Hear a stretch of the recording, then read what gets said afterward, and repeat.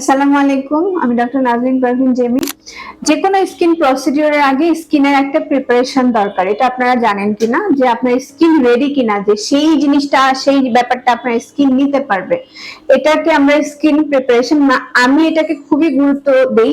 কারণ হলো ধরেন আপনি এমন কোনো প্রোডাক্ট মেখে আসছেন যে আপনার স্কিনের অবস্থা খুবই ড্যামেজড অবস্থায় আছে, এই মুহূর্তে আপনি এসে বললেন যে আপনি লেজার করাইতে চাচ্ছেন বা আপনি ফেসে হলো মেজোথেরাপি করাতে চাচ্ছেন কিংবা পিআরপি করাতে চাচ্ছেন, কিন্তু আমি যদি এই ড্যামেজড স্কিনে আপনার কোনো কাজ করি, আপনার উল্টা রিয়াকশন হবে।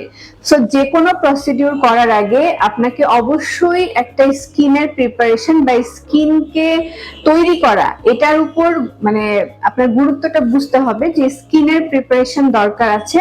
এবং এটা সাধারণত আমাকে যারা দেখায় তারা সবাই জানে যে আপনি অবশ্যই ফার্স্টে একটা স্কিন প্রিপারেশন নেই।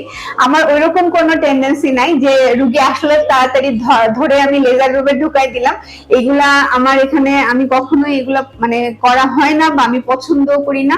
আমি প্রপার ওয়েতে কাজ করি। তো সো যে কোনো প্রসিডিউর আগে এটা আপনাদের জানা উচিত যে আপনি ধরেন কোনো কিছু করাইতে চাচ্ছেন, তার আগে আপনার স্কিনের কিছু প্রিপারেশন আছে। এবং আমরা কিন্তু যখন পেশেন্ট কনসালটেন্সি নেয় তাকে বলে দেই যে নেক্সটে যখন আমরা করব তার আগে আপনি কি কি করতে পারবেন, কি কি করতে পারবেন না, কি কি নিষেধ আছে আপনার, কোনটা করলে আপনার সমস্যা হবে, এগুলো কিন্তু সবই আমাদের অ্যাডভাইস পেপারে সবকিছু লেখা থাকে।